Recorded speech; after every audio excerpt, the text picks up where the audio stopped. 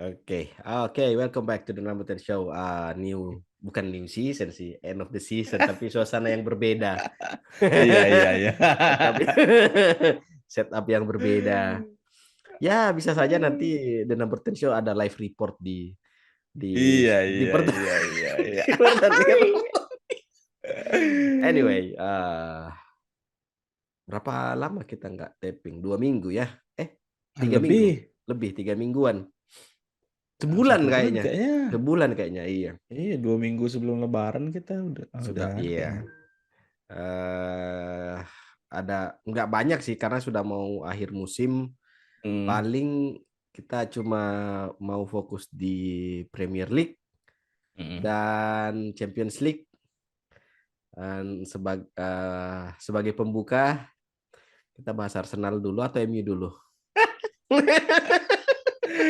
Sebelum itu aku baru sadar kalau ternyata musim ini Hmm. bulan ini sudah selesai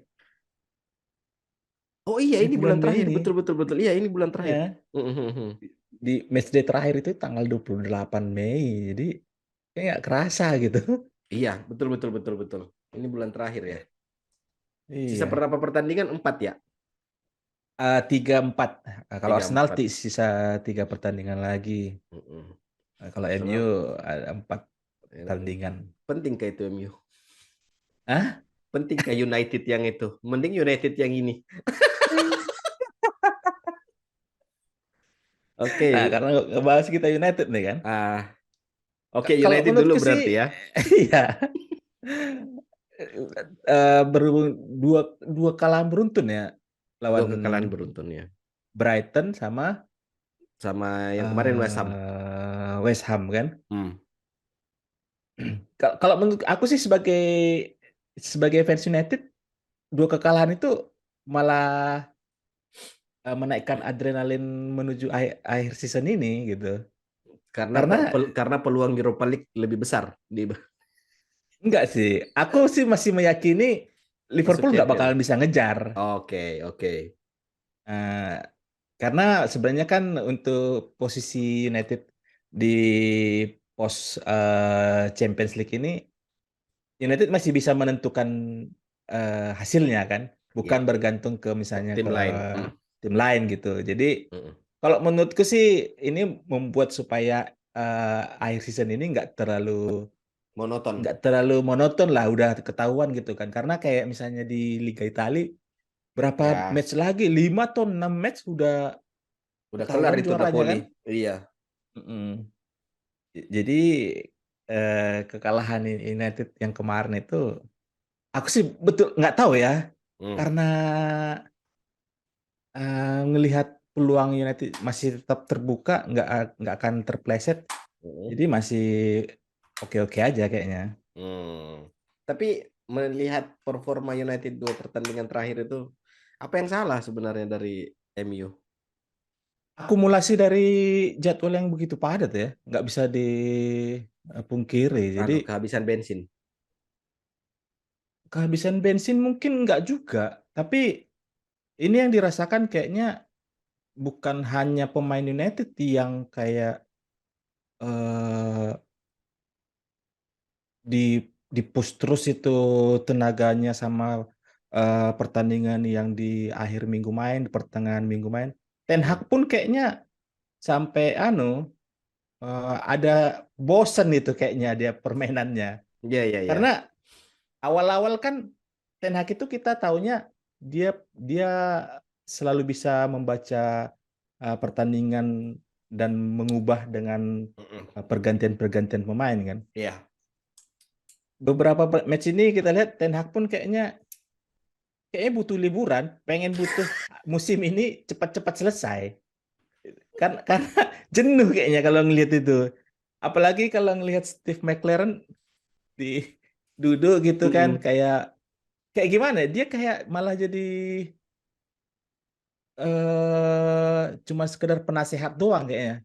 Dengan Mm-mm. gaya kacamatanya agak turun sedikit gitu kan. Iya, iya. Cuma ngeliat-ngeliat kan. Nggak ada kalau misalnya dulu kayaknya kalau Sir Alex nggak berdiri di pinggir lapangan, Hmm. ada tuh McMillan tuh yang gantiin misalnya kan. Oh iya, Sekarang iya. itu Nggak ada kayaknya yang semuanya serba jenuh kayaknya kalau aku mm-mm. lihat gitu. Hmm, Karena apalagi yang dikejar itu memang posisinya spot Champions League. Kayaknya mereka pun sudah tahu kita nggak perlu terlalu eh, menghabiskan apa ya energi. energi di match berikutnya kita masih punya gitu. Tapi itulah dia Hmm. nanti kalau misalnya sampai spot Champions League ini anu hilang, ya bottle jobsnya United di situ. Hmm. Kalau kalau aku sih melihatnya ini apa? Karena ya gak ada lagi yang bisa dimanfaatkan sama Ten Hag.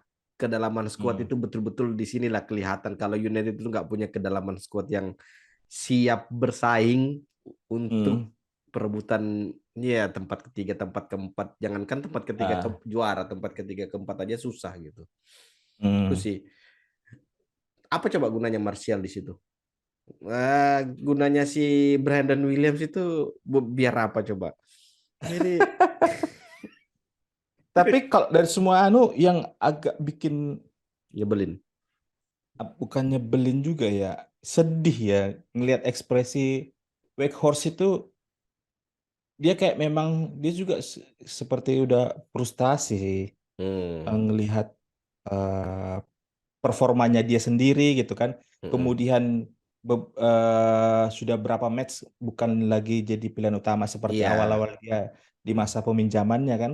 Mm-mm. Ekspresinya tuh kelihatan banget tuh kayak memang hanya ingin menyelesaikan masa pinjamannya aja. Apalagi berita-berita di luar sudah kesebar kalau dia nggak bakalan diperpanjang katanya kan. Iya. Kemudian Iya. ditambah komen-komen Legend United yang bilang ya striker United itu nomor 9 bukan dia, kelasnya bukan dia gitu kan. Ya. Tapi Ya. kalau etos kerjanya pas dia dimainkan itu masih kelihatan gitu. Jadi Hmm. kayak aduh sayang banget nanti kalau misalnya nggak jadi diperpanjang gitu. Yang menyebalkan dari United itu sebenarnya Mm. ini sih komen-komen mantan pemain yang kadang nggak tahu tempat itu loh ngomennya. Mm. Tapi ada satu hal yang pernah kita bahas di pod sebelumnya terkait De Gea. Oke. Aku sampai pertengahan musim masih yakin banget kalau De Gea itu sangat pantas untuk dipertahankan gitu. Hmm. Tapi belakangan ini aku jadi kayak punya pemikiran, mulai dari 2005 era Glazer, kemudian De Gea masuk 2011, Ya. sampai di musim ini Mm-mm. sampai berganti beberapa pelatih, hanya dua aspek yang nggak pernah ganti mulai dari 2011, Mm. yaitu owner sama De Gea, ya kan? Oke. Karena kita juga sudah pernah bahas, Glazer itu sebenarnya nggak pelit. Pemain manapun kayaknya yang mahal-mahal selalu datang kok United gitu. Bisa berhasil didatangkan, Pogba bisa dikembalikan, Lukaku kan, Mm-mm. Di Mm-mm. Maria, pelatih nggak yang kacang-kacangan datang juga gitu kan. Ya, ya, ya. Tapi setelah aku pikir-pikir ada cuma satu pos yang nggak pernah diganti, Mm-mm. yaitu posnya De Gea gitu kan. Mm-mm. Mm-mm. Nah, di situ aku mikir mungkin satu pos ini bisa jadi kunci untuk unlock posisi yang lain. Iya, kalau dulu kan kamu bilang kedatangan Anton itu bisa mengunlock Unlock Cristiano objektifnya Ronaldo. Cristiano Ronaldo gitu kan. Nah, Iya, iya, iya, iya. tapi di semua pos itu mulai dari defender, tengah sampai depan tuh semua sudah keluar masuk tuh pemain. Mm-mm. Mm-mm. Hanya bagian kiper ini yang memang aku jujur eh, dari penampilan De Gea selama ini ya beda dengan kiper yang malah kelasnya Bartes dulu itu. Bartes tuh hampir mirip dengan Jordan Pickford sekarang lah. Badan Mm-mm. kecil, suka Ya, melayang-layang gitu kan. iya, iya, iya. Tapi sering bikin blunder gitu. Mm-mm. Tapi aku ngelihat De Gea ini udah saatnya kayak diganti bukan karena blundernya. Tapi Karena gaya mainnya memang sudah seharusnya mengikuti gaya kiper kayak sekarang yang dituntut gitu kan. Yang ah dituntut build up dari bawah. iya, peran kiper itu nggak harus yang hanya sebagai Ah, kiper konvensional gitu. Karena Hmm. sepanjang 2011 sampai sekarang United kayaknya nggak punya kiper yang setelah Van der Sar ya. Van der Sar itu dia bisa bisa melihat posisi yang dia bisa long ball ke depan yang bisa di assist dia gitu. Bisa build Mm-mm. up dia. Walaupun Mm-mm. dia bukan sweeper kiper misalnya tipikalnya Neuer gitu kan. Mm-mm. Tapi kayaknya memang udah saatnya nih United punya kiper yang kayak yang dituntut gaya sekarang ini gitu. Hmm. Jadi Yakin kamu yang dengan dari statement itu? karena nggak ada lagi aspek yang selama ini nggak pernah digeser gitu. Hanya itu. Ah, Kan. ah, Jadi tapi opsinya jangan ke kan opsi yang 2 hari ini beredar tuh si Dean Henderson bakal balik lagi. oke, iya, iya. Cuman Dean Henderson sebelumnya tuh sudah pernah bilang statement nggak bakalan balik lagi ke United. Hmm. Tapi beberapa hari ini muncul lagi karena memang dia di Forest pun nggak dimainkan, Iya, iya, iya. ya Heeh. kan? Hmm, hmm, Jadi hmm. pemikiran normalnya ya daripada cadangan di Forest mending cadangan di United gitu kan? Walaupun Iya. misalnya anu. Mm-mm. Lumayan lah nambah-nambah CV di LinkedIn.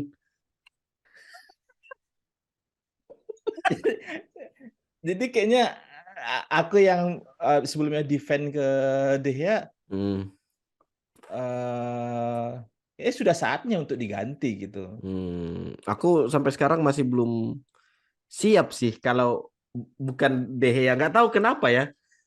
Terlepas dari cacatnya dia dalam hal tanda kutip nggak bisa Eh, terlibat dalam permainan. hmm. Nggak tahu ya. De Gea itu menurutku masih masih salah satu yang terbaik sih. Iya, kalau kalau misalnya 4 orang defender di depannya itu mumpuni, kayaknya kekurangan kurang komplitnya De Gea itu bisa ketutup tuh. Eh, Hmm. cuman dengan yang kondisi sekarang 4 orang di depannya yang masih belum stabil secara performa, kemudian pada saat dilakukan rotasi langsung berbeda lagi. Iya. Ini kan sebenarnya masalah sistem ya. Jadi mungkin eh, Ten Hag pun sudah bisa melihat ini. Ini salah satu aspek kekurangannya. Jadi untuk mengeliminasi yang kondisi belum stabilnya di 4 back di depan itu, ya kayaknya sudah harus ada kiper yang bisa untuk ngebantu mereka gitu. Ini berarti De Gea menurutmu dilepas atau jadi cadangan? Jadi cadangan. Kalau Oh, dilepas kayaknya nggak bakalan bisa ada yang eh, effort untuk memenuhi gajinya karena sudah tinggi. Kan iya, 350 dia menjadi yang paling tinggi sekarang kan. iya. Itu aku sempat baca semalam itu eh, katanya sih rumornya De Gea siap potong gaji Hmm, 250.000 per pekan. hmm, hmm, Dan kan awalnya tuh Ten Hag ngomong kalau De Gea akan tetap menjadi nomor satu di United di musim depan kan. hmm, Kemudian rumor berikutnya itu datang setelah omongannya Ten Hag itu hmm, ada rumor yang ngomong sources inside United eh, nggak kayak nggak suka gitu loh dengan statement eh, Ten Hag. Nah, hmm, ini kemudian diartikan sama sama fans kalau hmm, yang sources ini orang yang hmm, nggak mereka yang nggak suka ini bisa jadi Harry Maguire, hmm, terus siapa Bruno Fernandes, hmm, terus siapa lagi yang satunya ya? Aku lupa satunya siapa. Karena kalau misalnya De Gea 250.000 pounds per pekan, hmm, terus United anggaplah beli kiper baru gitu kan, datangin kiper hmm, baru terus bersaing dengan De Gea, kemudian kiper baru ini jadi inti gitu dan hmm, De Gea jadi cadangan. Nah, ini kemudian yang akan menjadi riak di ruang ganti gaji 250.000 tapi hmm, jadi cadangan. hmm. Nah, katanya salah satu yang keberatan itu De Harry Maguire katanya. Kalau ya kayaknya sih kawan itu bakalan nanu sih kayaknya, ya. Ngelihat dari mimik wajahnya dia udah nggak menunjukkan kesenangan sama apa yang dibikin Ten Hag. Tapi kalau misalnya secara keseluruhan, Hmm. misalnya pun De Gea jadi pilihan nomor 2 dengan gaji tingginya dibanding dengan kiper baru nanti, selama ini kita ngelihat De Gea bukan orang yang tipikal suka cari ribut kayaknya misalnya kan. Iya, iya. Eee, ya bisa jadi prosesnya hampir mirip dengan bagaimana Arteta mengganti kiper nomor satunya. Oh, si Sebelumnya kan Leno. Bernd Leno itu Iya. kayaknya baik-baik aja gitu Habis kan itu cedera. di Arsenal. Habis itu Mhm. cedera dia. Bisa melakukan save-save yang ya bukan kiper kaleng-kaleng lah gitu. Iya, iya. Terus nggak nyangka juga kita bakalan digantikan sama Aaron kiper Ramsdale. yang klubnya degradasi kan. Iya, iya, iya. Dan langsung tergantikan kemudian musim berikutnya apa setengah musim Leno pindah Out. gitu Iya, ke karena cedera dulu. iya. Mm-mm. Jadi kayaknya sih kemungkinan prosesnya bisa lebih, akan kayak gitu, nggak langsung out dari United ataupun, ya De Gea secara keseluruhan bisa pilihan yang bagus untuk pos nomor 2 gitu, untuk Hmm. kompetisi, lokal gitu kan, gantian gitu. Sebenarnya De Gea itu kan situasinya di United itu serba salah waktu 2 musim lalu kalau nggak salah tuh. Dia Mhm, sebenarnya mau balik ke Madrid kan, mhm, dia mau balik ke Spanyol, terus mhm, ternyata nggak ada peluang tuh buat dia di Spanyol mhm, karena Madrid beli Courtois, mhm, terus Barcelona ngambil si Ter eh, Stegen, Ter Stegen, mhm, mau balik ke Atletico ada Oblak, jadi mhm, peluang De Gea kembali ke Spanyol tuh nggak ada. Akhirnya dia bertahan di United dan ya kalau misalnya kita ngelihat lagi siapa yang kemana De Gea bisa pindah, kayaknya juga sampai tahun depan juga masih gak kecil banget peluangnya dia kembali ke iya, Spanyol. Iya. cuman memang, misalnya pun ada kiper yang nggak haruslah jadi pilihan utama, eee, sudah bermusim-musim lah nggak ada kiper yang jadi pembelian yang menjadi highlight di berita gitu kan. Hmm. Yang selama ini kan kiper-kipernya yang dibeli emang disiapkan malah bukan bukan untuk pilihan nomor 2, pilihan nomor 3 malah misalnya kan, Iya, iya, iya. yang kayaknya udah nggak pernah main dipanggil tuh gitu. Iya. Mm-mm. Jadi, untuk musim depan kalau misalnya United masih tidak memperhatikan di pos kiper, kayaknya sih masih agak susah ya. Nggak bisa nggak bisa terlalu, naif untuk tidak melihat tim lain yang memikirkan Hmm. kalau pos kiper itu penting gitu. Iya, iya. Aku sempat ngelihat Inter, dengan Onana-nya, Onana. aku ngira, eee, Onana dari Liga Belanda secara postur juga pendek, tapi kalau ngelihat ternyata apalagi dengan kontroversi pas dia di timnas Kamerun yang dia Yang dia ini nggak mau ngikutin mm, instruksinya instruksi. pelatih gitu kan, kemudian Mm-mm. dipulangkan, Mm-mm. ya wajar aja ternyata Onana masih bisa dilirik oleh tim besar gitu, karena memang dia bisa terlibat, Dalam dengan permainan. permainan gitu. Hmm. Jadi opsi paling masuk akal bagi United untuk Mhm. mencari pelapis De Gea. Kamu masih kekeh dengan David Raya? David Oh, iya ngelihat dari sekarang ini sih David Raya paling anu sih, paling, eee, possible-nya itu yang paling memungkinkan David Raya kalau aku Hmm, ngelihatnya. Kalau yang lain nama-nama besar kayaknya udah nggak mungkin kan, karena dulu pun De Gea pas dibeli dari Atletico Madrid sama Sir Alex, kayaknya orang pun nggak terlalu anu sama De Gea gitu. iya. Kecuali awalnya anu, Meslier yang Oh, kipernya Ilan Leeds. Melie Leeds. Eee, Hmm. tapi ngelihat blundernya Hai, janganlah kasihan. Sile, gimana ya, nggak masuk akal anu Iya. blunder-blundernya itu, sampai jadi Itu pemberitaan. itu Ilan Melie kalau di United jadi child abuse nanti itu fansnya. Mukanya kayak anak-anak gitu terus dihujat Iya. apa ndak child abuse itu. Nah, masih masih soal United Mhm, ada hal menarik lain lagi di United yang mhm, eh, sedikit menggelitik. Anthony Martial mhm, ditawar sama klub Arab Saudi 14 juta mhm, rupiah gajinya dalam sebulan. Terus satu mhm, lagi si Gabriel Agbon Lahore Kak. itu ngeritik, ngasih kritik lagi ke Anthony yang katanya Ah, Anthony itu eh, kok apa, aku lupa komennya kayak gimana tapi negatif hmm, lah. hmm, Kamu Anthony Martial seperti yang kita di podcast sebelumnya kan kamu ngomong Anthony Martial sell ya kan. hmm. Si Anthony ini eh, sesuai ekspektasi kah pembeliannya?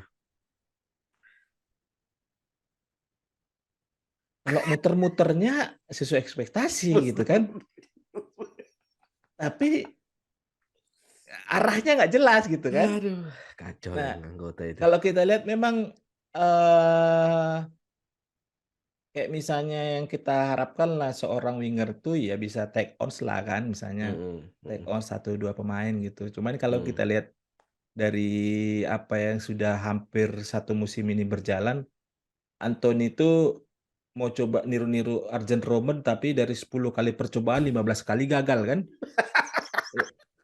Ya, untuk satu musim pertama mungkin kita masih bisa maklumin gitu. Hmm, Apa yang dibilang Akbon Lahore itu nggak bisa juga dibantah atau eh, diabaikan karena dengan harganya yang segitu, hmm. seperti yang ku bilang, Jadon Sancho dan Anthony harga segitu, Harry Kane 150 juta terasa lebih murah gitu kan? Iya, iya, iya. Hmm. Karena harga 90 juta, masa nggak ada yang ditawarkan pas dia dapat bola, bukannya maju, ditunggu tuh lawan anu. Malah Mm-mm, mundur dia kan? mm-mm, Jadi satu musim ini masih oke lah gitu. Kalau misalnya kita mau lihat dia mau penyesuaian adaptasi gaya mainnya United, gaya main di Liga Inggris, gimana defender di Liga Inggris berbeda dengan di Liga Belanda, hmm. gimana misalnya ya kick and rush-nya di Liga Inggris walaupun mungkin sudah nggak terlalu kayak dulu awal 2000-an, dia bisa harusnya belajar lah. Tapi satu hal yang aku ngelihat positifnya dari Anthony ini, emosionalnya itu harus dipertahankan kalau menurutku. Hmm. Supaya menjaga seperti kayak Rooney lah. Iya, ya. Wayne Rooney itu sejak punya anak, sejak punya rambut disiram Transplantasi. sama apa tuh kan, kayak langsung kelihatan tuh redup tuh kan. Iya, iya, Padahal iya. jago-jagonya dia tuh pas dia lagi temperamen gitu. Iya. Nah, Anthony ini beberapa pertandingan ini kan memang kayak yang lawan siapa itu ya? Brighton apa siapa Brighton yang yang dia sama Louis ngajak Dunk. kelahi. Louis Dunk. Luis Dang kan, dia kayak kayak gini kan. Iya, iya. Luis Dang diginiin paling sebenarnya bisa terangkat Iya, dia itu kan. iya, iya. Gitu. Jadi karena kalau misalnya dibandingkan di Jadon Sancho lebih anu, abang adik dengan Anthony Martial kan. Iya, Ekspresi kayak nggak iya, pernah iya, marah-marah. iya, iya, iya, iya, iya. Malah si Bruno yang dimarah-marahin Iya, iya, iya, stop stop mourning gitu Modi. kan. Ya kan? Iya, iya. Kampret nih orang nih kan. Iya, Tapi iya kayak betul. dia mainnya betul aja gitu. Nah, Mm-mm. cuman karena memang aku atau kita yang lihat proses masa bagaimana Ronaldo dan Rooney yang kalau misalnya sama wasit itu gimana kerasnya gitu. Mm-mm. Anthony ini positifnya itu gitu, nggak tahu karena anak-anaknya kah atau memang dia memang punya mental kayak gitu, punya nyali untuk kelahi gitu kan. Kalau kalau pembelaan dari fans di Twitter sih, ya karena Hmm, Anton itu dia dibesarkan di favela yang setiap saat tuh ada suara tembakan, ada orang. Jadi katanya lingkungannya dia tuh ngebentuk dia jadi seperti itu ya. Oke lah, kita masih bisa nerima. Tapi hmm. kalau favela aja kayak gitu, tapi kontribusi di lapangan minim ya, mending pulang aja lah. Cuman aku malah yang anu itu penasaran nih sama Ten Hag, kira-kira dia gimana melihat prospek ke depannya tentang si Ahmad Diallo. Oh dia Karena tuh best best player loh. iya, highlight Mm-mm. dia di Championship itu Hmm. ya nggak hampir mirip dengan anu si James Garner kan. Oh iya iya iya. Bedanya Ahmad Diallo itu dia kontribusinya gol-golnya gitu Ya. kan, apalagi Iya. minggu kemarin tuh kayaknya ada dia golnya Mm-mm. curling dari luar kotak penalti gitu kan. Mm-mm. Malah malah adminnya United baik di Facebook sama Twitter, pemain yang lagi dipinjamkan ke klub lain yang di-highlight terus. Itu sesuatu yang aneh gitu. kayak nggak ada pemain yang sekarang ini main untuk dibanggakan, saking desperate-nya gitu kan. Coba deh dicek fans page-nya United di Twitter sama di Facebook itu, Hmm. kok bisa gitu dia ngambil video dari Sunderland, kemudian karena mentang-mentang itu pemainnya, kemudian di postnya gitu. Dicaplok ya. Iya, aneh aja gitu ngelihatnya. Ya Ahmad Diallo itu musim ini orang-orang ngomong itu pembelian terbaik di Championship. Bukan pembelian, peminjaman Loan. terbaik di Championship. Dan bahkan fans Sunderland pun seneng sama sama si Ahmad.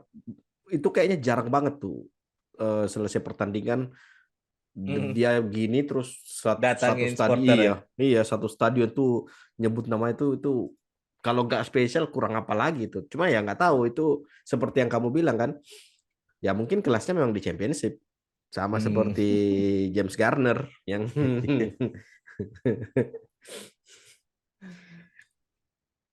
United sudah Hmm. Arsenal gimana sebenarnya Arsenal ini aduh. Eh, a- aku lupa antara Wenger atau Thierry Henry yang bilang Hmm, kalau misalnya bukan musim ini mereka juara, nggak ada lagi. akan sulit mengulangi Hmm, hal yang seperti ini di musim depan gitu kan. hmm, Ah, aku justru melihatnya beda ya. Musim ini sebenarnya bukan saatnya mereka yang seperti ini sebenarnya. hmm, hmm. Musim depan terlalu yang terlalu harusnya terlalu gitu. prematur. Iya gitu Hmm, kan. Karena memang dari awal musim mereka kan ngegas kan. iya. Dan baru week ke berapa? 32 apa tiga puluh Hmm. satu baru tergeser posisinya di puncak klasemen gitu. Iya. Tapi memang secara keseluruhan eh bukan habis bensin sih aku ngelihatnya Arsenal bisa digeser. Karena Arteta taktiknya memang hanya satu aja sih. Kau lihat ya. Hmm. Dia Hmm. hanya memanfaatkan seperti apa yang dilakukan Pep, back kiri masuk ke tengah gitu, Hmm. nambah strategi bagaimana Menumpuk di lini eh tengah ya. ya memperbanyak pemainnya dibandingkan dengan pemain lawan gitu kan. Iya, iya, iya.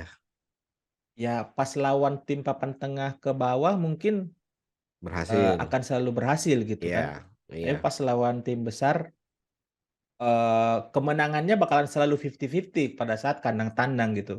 Hmm. Nggak sedominan seperti pertandingan lawan tim bawah gitu. Hmm. Dan yang menarik musim depan kalau misalnya pembelian Arteta bisa terpenuhi karena dia pasti bisa belajar persis seperti yang dilakukan Pep Guardiola musim ini gitu. Iya, ya.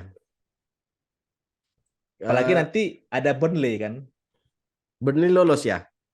Iya, juara dia kan, Sandek balik juara ya. Championship. Burnley apa sih yang dilatih Buk, Vincent buk, Kompany? ini iya Burnley, iya Burnley. Iya, Burnley kan. Burnley ya. Oh. Nah, jadi kayaknya bakalan ada tiga pelatih yang Me- hampir-hampir mirip nih iya, iya, iya. gaya permainannya nih kan. Ya semoga aja Burnley. Tapi aneh juga nanti kalau ngelihat Burnley main eh ter tiki taka. Kemana DNA-nya Sandai gitu loh. Ya, nanti kan udah nanti akan digantikan sama Everton gitu. Oh iya.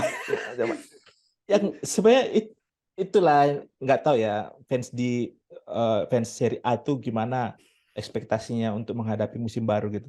Eh, Kita fans Liga Inggris, musim ini belum berakhir, aku sudah excited untuk musim depan gitu.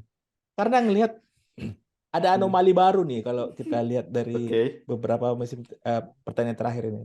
oke. Pelatih kelas atas itu masuk ke semua Liga Inggris, kemudian tiba-tiba pelatih old school datang tuh. Itu kan memang itu kan kamu itu pelatih Liga Inggris old school itu mereka itu kayak superhero yang datang paling terakhir itu. Tim yang mau degradasi itu dipanggil buat nyelamatin mereka. Eh, Neil Warnock tuh kan berhasil dia menyelamatkan Huddersfield apa ya di Championship apa di mana itu. Pokoknya berhasil menyelamatkan nggak degradasi tuh Neil Warnock kan. Hmm. Nah, sekarang ini sudah ada dua pelatih yang sudah mengicip asam garam, manis pahit apa segala macam kan. Big Sam sama Sandai. Roy Hodgson. Oh, Roy Hodgson ya, Roy Hodgson. Nah, Sandes Berhasil itu kan loh. lagi mau menuju Berhasil dia loh dua itu. Berhasil loh dua itu. berhasil, berhasil banget malah kan. Nah, jadi aku ngelihat sih harapannya Big Sam di Leeds ini semoga bisa diselamatkan gitu Leeds Iya, United iya. supaya bisa ngelihat Big Sam lagi karena eh, perpaduan pelatih-pelatih yang modern, yang gaya permainannya kok tiba-tiba ada back yang masuk ke tengah gitu kan? Dihadapkan Kan sama pelatih yang struktural. eh, pokoknya gimana ya? Yang Pep itu kan kayaknya cukup nyaman beberapa musim ini di Liga Inggris itu karena lawannya itu kan terlalu prematur mentalnya kan. Tapi Big Sam gitu, Big Sam sama Roy Hodgson Roy itu kalau Hodgson. digituin tuh dia bisa bisa apa ya? Dia punya buku Tatan Sutarma tuh gimana cara ngadapin begini kan. Nah, yang kayak gitu-gitu tuh dibutuhkan di Liga Inggris gitu. Nah, yang aku bilang tadi belum berakhir musim ini, aku udah excited untuk musim depan Iya. gitu. Kira-kira pelatihnya bagaimana deh komposisinya ini gitu. Hmm. Iya itu Roy Hodgson, Neil Nah. Warnock, Big Sam, Sandai menuju ke sana juga. Terus ada satu lagi, Eh, Alan Pardew. Nah, itu tuh. Nah, kayaknya Alan Pardew ini CV-nya kemarin sudah masuk nih sebenarnya ke Leeds. Iya, Gitu. Cuman cuma di diambilnya si Big presentasi Sam. Big Sam itu dia lebih jago dia cuap-cuapnya kan. Iya, Bagaimana dia menguasai. Mungkin dia bisa juga ngejual kalau dia dekat sama Sir Alex kan. bisa juga. Kak, bagi yang belum pernah mungkin kan dia selalu bilang itu kalau dia itu sering tuh komunikasi dengan Sir Alex Iya, gitu. itu dia yang salutnya sama Big Sam itu pertama kali Hmm. dia preskon langsung tuh dia Hmm. membentengi pemainnya dan ngomong saya itu lebih bagus dari Pep Guardiola, kurang jago apa lagi. Iya. Aduh. Nah, yang menarik nih nanti Spurs nih kan belum Ada pelatih ya. belum ada pelatih tetapnya kan. Kemudian Mm-mm. Chelsea juga belum jelas juga. Ya, aku ngelihat malah siapa tahu kalau dia Ranieri nanti dipanggil ke Chelsea gitu kan. Oh, oke. Claudio Ranieri ya. Bukan Hmm. rumor terakhir Tottenham ini ya si siapa? Julian Nagelsmann. Itu dia. Kalau misalnya itulah aku bilang tadi Liga Inggris itu didatangi pelatih-pelatih top gitu kan, kemudian dibumbui dengan pelatih yang gimana ya? Aku nggak bisa ngebayangkan musim depan kayak gimana. Aduh, Aduh. betul juga. Belum lagi De Zerbi gitu dengan gaya permainannya yang eh, ya nggak terduga lah gaya build up-nya terus Iya, bisa mengalahkan itu terus tiba-tiba kalah 1-5 satu sama di Everton. kandang lawan Everton Everton. gitu kan. Iya, Evertonnya sandai, susah. Itu dia jurus-jurus yang kayak gitu tuh.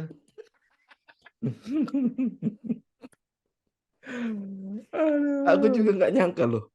Kok bisa-bisanya Everton menang 5-1 di kandangnya Brighton. Ini Iya. gimana?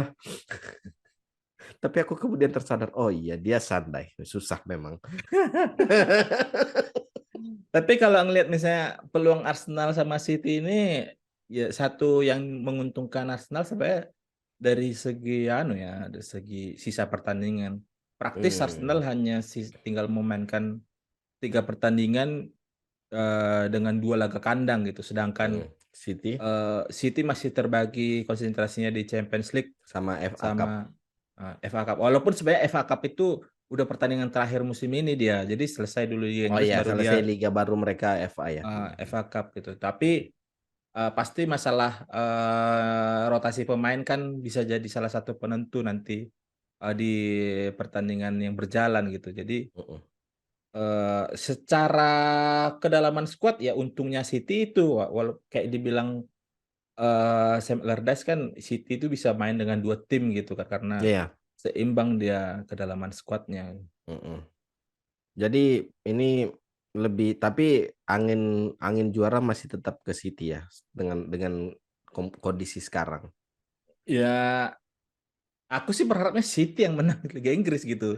Tapi kalau ngelihat dari jadwal, memang City itu cuma tinggal satu laga aja yang main di laga kandang gitu. Sisanya Selebihnya itu tandang. iya laga tandang. Lawan Everton tandang, Sandwich ketemu kemudian lawan Brighton tandang, Brentford Hmm. dengan Thomas Aduh. Frank-nya. Thomas Frank ini salah satu yang anu juga. Gimana ya? Unik nih tim nih. Dari set set play throw in Heeh. itu bisa jadi peluang Iya, iya, iya. walaupun nggak punya pemain yang punya pelempar yang jauh tapi Hmm, setiap ada lemparan ke dalam di sepertiga pertahanan lawan hmm, semua pemain tuh maju tuh mm-mm, mm-mm. kayaknya memang Thomas Frank ini di bantalnya tuh total footballnya Johan Cruyff itu di situ dia tuh kayaknya dia yang pegang tuh buku tuh. Setelah aku lawan apa itu kemarin ya pokoknya 3 pertandingan terakhir Brentford itu aku nonton tuh. Mm-mm. Kayaknya menarik ini kayak inilah kayaknya total football yang sesungguhnya gitu. Karena ngeliat, maju semua tuh pemain.